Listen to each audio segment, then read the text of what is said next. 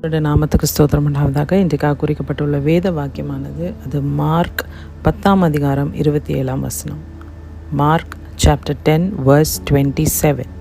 இயேசு அவர்களை பார்த்து, மனுஷரால் இது கூடாதது தான், தேவனால் இது கூடாததல்ல, தேவனாலே எல்லாம் கூடும் என்றார் என்பதே. இன்றைக்கி இந்த ரொம்ப அழகான இந்த வசனத்தின் மூலமாக ஆண்டவர் நம்மளோடு கூட பேசி கொண்டு இருக்கிறாருன்னு நான் விசுவாசிக்கிறேன். இந்த வசனத்தை வாசிக்கும் போது எனக்கு ஞாபகத்தில் வந்தது நாமானுக்கு குஷ்டரோகம் அது குணப்படுத்தவே முடியாதுன்ற சூழ்நிலையில் ஆண்டவர் நாமானுக்கு சுகத்தை கொடுக்கணும்னு டிசைட் பண்ணனால தான் ஒரு சின்ன அடிமை பெண்ணை அவரிடத்துல அனுப்புகிறார். அந்த பெண் அவர்கிட்ட நீங்கள் இங்கே போங்க, அங்கே எலிஷான்னு ஒருத்தர் இருப்பார், அவரை போய் பாருங்கள், உங்களுக்கு சுகம் கிடைக்கும்னு சொல்கிறார். நாமான் சின்ன பொண்ணு சொல்கிறத நான் ஏன் கேட்கணும்? நான் இவ்வளோ பெரிய போஸ்ட்டில் இருக்கேன், நான் எதுக்கு அவளுக்கு நான் காது கொடுத்து நான் கேட்கணும்னு நினச்சிருந்தா இந்த குஷ்டரோகம் குணமாயிருக்காது. ஆனால் நாமான் அவள் பேசுகிறதையும் கேட்டு போனார். அங்கே போனப்போ எலிஷா பார்க்க மாட்டேன்னு சொல்லிட்டார் இல்லையா? எலிஷா பார்க்காததுனால போய் அந்த குளத்தில் போய் முங்கிட்டு வர சொல்லுங்கன்றார். வேறு எதுவும் சொல்ல எலிஷா. யோர்தான் நதியில் போய் 7 முறை முங்கி எழும்புனா சரியாயிடுன்றார். இதுக்கு உடனே நாமானுக்கு கோவம் வந்தது. என்னை வந்த இடத்துல என்னை அவமானப்படுத்திட்டாங்க, என்னை அசிங்கப்படுத்திட்டாங்க அப்படின்னு சொல்லி கோவப்படுறார். ஆனாலும் போய் முங்கி எழும்பி பார்க்க சொல்கிறாங்க. போகிறார். போய் அவர் 7 முறை முங்கி எழும்புறப்போ 7வது முறை முங்கி எழும்புறப்போ குஷ்டரோகம் சுகமாக பரிபூர்ண சுகத்தை பெற்றார். இன்றைக்கி உங்களோட நிலைமை என்னோட நிலைமையும் இதே தான்.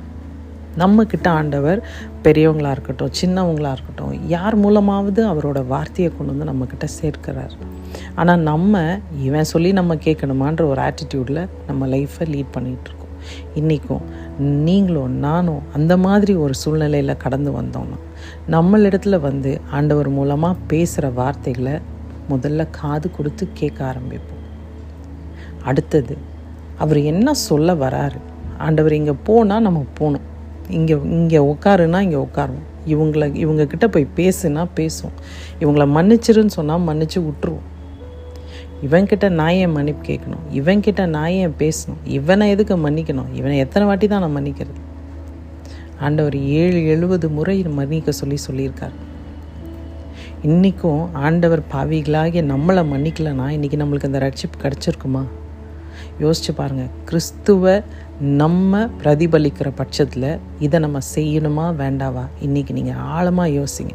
இது வேணால் சாதாரண மெசேஜாக இருக்கலாம், ஒரு 5 நிமிஷம் 6 நிமிஷத்துக்குள்ள மெசேஜாக இருக்கலாம். ஆனால் இந்த மெசேஜ் மூலமாக ஆண்டவர் உங்களை தொடுவாருன்னு நான் நம்புகிறேன். நாமானுக்கு கிடைச்ச சுகம், நாமானுக்கு வெளிப்படையாக குஷ்டரோகம் இருந்தது. நம்மளோட ஆத்மாவில் குஷ்டரோகம் நிறைய இருக்குது. நம்மளுக்கு ஆத்மா சுத்தமாக இல்லை. அப்போ ஆண்டவர் சொல்கிறார், யோர்தான் நதியில் போய் முங்கி எழும்புன்னா நம்ம போகணும். யோர்தான் நதி நம்மக்கிட்ட வராது, நம்ம தான் முன்னாடி போகணும், நம்ம தான் முயற்சி எடுத்து நம்ம தான் போகணும். ஆண்டவருடைய வார்த்தையை தியானம் பண்ணி ஆண்டவர் கூட சார்ந்து நின்று ஆண்டவரோட நல்ல ரிலேஷன்ஷிப்பில் இருந்தோன்னா இந்த நம்ம மனசில் இருக்க குஷ்டரோகம் இன்றைக்கி நம்மளுக்கு மறையும். இந்த வார்த்தை உங்களை தொடுன்னு நான் நம்புகிறேன். நாமான் சின்ன பிள்ளை சொன்னதை நான் ஏன் கேட்கணும்னு நினச்சிருந்தா அந்த குஷ்டரோகம் சுகம் ஆயிருக்காது. எலிஷா என்னை பார்க்கல, நான் ஏன் எலிஷா கிட்ட பேசணும், எலிஷா என்னை பார்க்கல, அந்த ஆள் சொல்கிறத நான் ஏன் கேட்கணும்னு நாமான் நினச்சிருந்தா நாமானுக்கு குஷ்டரோகம் குணமாயிருக்காது. நாமான் கேட்டு போய் அந்த யோர்தான் நதியில் முங்கி எழுந்ததுனால நாமானுக்கு கிடைச்சிது. நாமானுக்கு கிடைச்ச அந்த சுகம் நம்மளுக்கும் கிடைக்க ஆயத்தமாக இருக்குது. ஆண்டவர் நம்மளுக்கும் கொடுக்க ஆயத்தமாக இருக்கார். இன்றைக்கி எத்தனை பேருக்கு இது வேணுன்றத நீங்கள் டிசைட் பண்ணுங்கள். இன்றைக்கி நீங்களும் நானும் தான் அதை டிசைட் பண்ணணும். நான் முடிவு பண்ணிட்டேன் எனக்கு சுகம் வேணும்னு.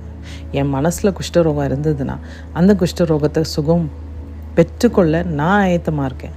நீங்கள் ஆயத்தமாக நீங்கள் உங்களோட ஈகோ, உங்களோட என்ன சொல்கிறது, உங்களோட கசப்பான ஒரு சிச்சுவேஷனை ஆண்டவர்கிட்ட ஒப்பு கொடுத்து ஜெபம் பண்ணுங்கள். ஆண்டவர் உங்களை சாட்சியாக நிற்க வைப்பார். எப்படி நாமான சாட்சியாக நிற்க வச்சாரோ, நாமானுக்கு அந்த கீழ்ப்படிதல் வந்தது. அவர் அந்த குரல் ஐடென்டிஃபை பண்ணார். ஓகே, அவர் எலிஷா பார்க்க மாட்டேன்னு சொன்னப்போ கூட சுற்றி இருக்கவங்க ஒரு வாட்டி போய் முங்கி பார்க்கலாம், நம்ம ட்ரை பண்ணலான்னு சொல்லி மோட்டிவேட் பண்ணனால தான் நாமான் போயிருப்பார். நாமான் முயற்சி எடுத்து யோர்தான் நதிக்கு போனனால தான் நாமானுக்கு ஒரு விடுதலை கிடைச்சிது. யோர்தான் நதி நாமான் கிட்ட வரல. முதல்ல அதை அந்த உண்மையை நம்ம தெரிஞ்சுக்கணும்.